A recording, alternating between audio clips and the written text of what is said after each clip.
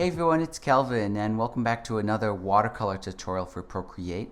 I know it's been a couple days since I posted a video, but I've been working on a really interesting project and I think I'm ready to share it with you guys. So in this video we're going to paint a watercolor galaxy illustration like this one. And in this tutorial I'm going to basically break it into two parts.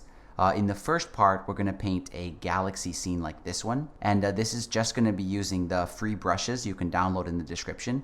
And then in the second part, I'm going to paint a different galaxy painting using the whole Galaxy watercolor brush kit. And you can use any of the textures with the free galaxy painting brushes. But in this case, I'm using this new texture called St. Petersburg. And it comes with the Galaxy watercolor kit on Etsy. But again, you don't have to use this one. You can use any of the paper textures. And the free Galaxy brush kit looks like this. It's just 4 brushes. And it is so simple and easy to use. So I'll make a new layer underneath the watercolor texture, just like normal. And I'm going to pick a sort of medium color like this. Nothing too bright, nothing too saturated. And you can choose any color you want for this, but I think I'll do something kind of purpley blue. And I'm going to start out with the Rainbow Nebula brush. So I'm going to set this at a, medium size. And I'm just going to start filling in my artboard here like that. And there's no tricks here. Just what I discovered is I think the galaxies look nice if the edges of them are darker, and then there's kind of a lighter band going down the middle, and then darker again on the other side. So I'm just going to follow that basic kind of layout. So I'm happy with this. I can just go over the middle there and add a kind of interesting kind of pattern there like that. And then I'm going to grab the Winter Nebula brush, and maybe I'll choose any other different random color. It doesn't really matter at this point because we can change these colors later on. I'll just go along the edge, pressing hard and soft. If you press harder, it actually gets lighter. There we go. I think that looks pretty good. A lot of texture and structure in there. Now I'm going to go in there with the water blender for the Galaxy kit. It's a special brush pretty much just for this. And it works sort of similarly to the other water blender, but it actually has a nice feature where you can just tap it and it will kind of scramble the color, so you don't have to scribble it around so much. So anywhere you have some kind of stuff going on that doesn't quite look right, you might try just tapping it, swiping it a little bit, and just kind of blending it into a smooth gradient. There we go. And then along the edges here, I am going to use a bigger size on that water blender and just pull the edges out, because I really like it when the sort of nebula design here just sort of fades into darkness. Now I'm going to add some stars, and this is the part of the tutorial that it just really comes together. So I'll make a new layer above our galaxy. I'll choose pure white, and I'm going to grab the responsive Starflix brush. And since this galaxy turned out pretty large, I'm going to use this brush at a pretty large size. And this is responsive, as in if I press very softly, it's going to do these really tiny stars like that, just like almost like a mist. But if I press harder, it's going to make bigger stars that are further apart. So usually out here in the darkness, I'm going to press quite hard, so I have big stars that are far apart.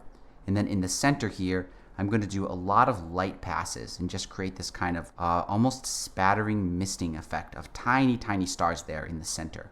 Okay, that looks pretty good. I'm really happy with the detail and texture in this one.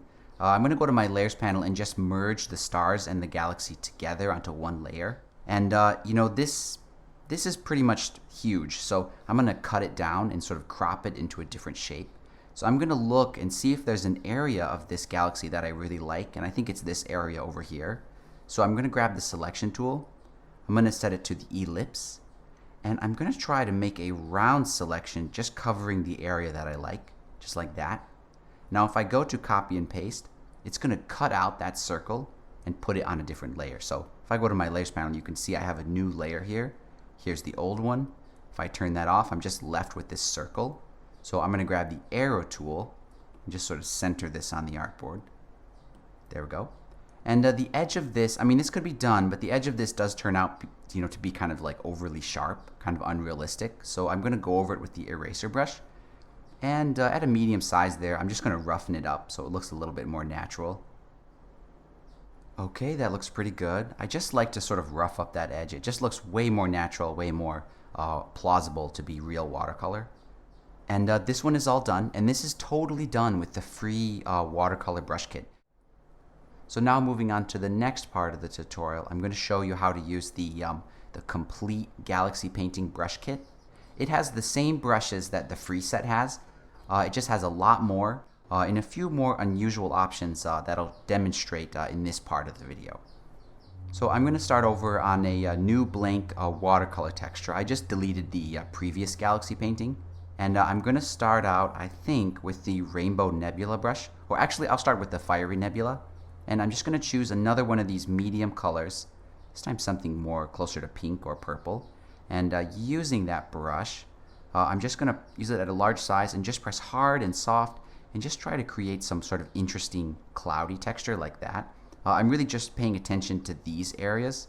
And there's not a lot of tricks to this. Mostly it's pretty random.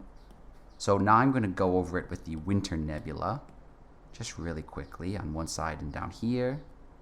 And next I'm going to grab the Rainbow Nebula.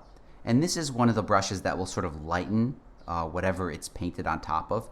So at a medium size, I'm just going to go down and try to give the galaxy some kind of structure to the middle of it. I like this kind of drifting, almost kind of Milky Way kind of design. Maybe I'll do a split off to one side like that. And one issue that I ran into with painting galaxies is some areas end up overly dark, some end up overly light. So I made some brushes specifically for solving that. So one of the things I keep in mind is how the edges of my galaxy are supposed to be like dark, dark space. So if they turn out too light, I can use this deep dark, darken brush and go over on the edges. Down here as well. And maybe just on the edge of this kind of nebula, just to kind of frame it in a little bit. Now if you have the opposite problem where some areas turn out too dark, I have another brush called the Glow Cluster Lighten, and this will lighten whatever you painted on top of. So in this area it ended up too dark, so I'm just going to paint this one on over here and just sort of bring back some of the depth. So I think this looks pretty good. Maybe I'll do one more pass with the Fiery Nebula just to see what I get. There, that's kind of cool, kind of a cloudy, spidery look there. And if you see any areas that have a kind of a weird look that you don't want, you can usually just blur them out with the water blender, the Galaxy water blender. And I'm just going to use it at a medium size and just tap any of the weird areas. And it will kind of sort of scramble them and blur them a little bit. And it's really suitable for this kind of a painting texture. Okay, there we go. I really don't like the yellowness here, so what I'm going to do is I'm just going to shift the hue of the whole layer. So I'm just going to shift it. There we go. I love these almost ultraviolet kind of colors. It's a really cool look. And now I'm going to move on to the stars. So I'll make a new layer, choose pure white, and I'm going to choose the responsive star flicks. This was in the free brush kit, but there's also another star brush in this kit, and I'll show you that one after this. So because this is pretty big, I'm going to use it at a pretty big size. And just go over it kind of roughly at first. And just add a few kind of lines down this bright area just so there's more stars there. And then I'll go over it with the Shiny Stars Scatter brush. And if I just go over it and just do basically one pass, that's all you need. And it adds these kind of twinkling stars. And you don't have to use that brush, but I do like the way that one looks. So now in this brush kit, it also has this pine brush and this mountain brush. And those are specifically for adding mountain and pine tree silhouettes in the foreground here. So first I'm going to cut this galaxy painting down to maybe a smaller size. I think I'll make it like a circle, just like I did in the previous video. So I'll merge the stars and the galaxy to one layer. And using the selection tool set to ellipse, I can just sort of frame one part of the galaxy that I really like. Something like that. Copy it. And it makes a new layer above it. I'm just going to delete the original. So actually, I think I'm going to rotate this one too, because the mountains will look better if they're on a sort of lighter background. They'll sort of stand off more. So I'll do the mountains down here. So I'll make a new layer and choose a pretty dark color. And I'm going to grab the rough mountain round. And I'll just do some quick mountains here like that. Fill those in. I'm just going to carefully go over the edge really quickly here and try to clean up where the mountain went beyond the edge of the circle. And I don't have to do that perfectly or anything because I'm going to kind of cut back the whole edge of this painting at the very last step. And now for the pine trees, I'll make a new layer, but I'm going to use the same color I did with the mountains. And I'm going to select the Lone Pine brush. And this one is a little bit tricky to use, but you'll get the hang of it. I'm just gonna go like this. I start out painting, pretty softly, and then I press harder and harder as I go down. And then I do the other side like that. It's a little bit dark. I can see it off the background here, so I'm just gonna lower the opacity of that layer. Something like that. And I'm gonna merge that together with the mountains. And then if any remaining boundaries, I can use that Galaxy water blender, this time at a much smaller size, and just try to break them up. I don't want to get too into making it perfect because it does have a nice look, but I just want to get rid of any edges that don't look right. And this pine tree doesn't look quite right, so I'm going to go over it one more time. There we go, that looks better.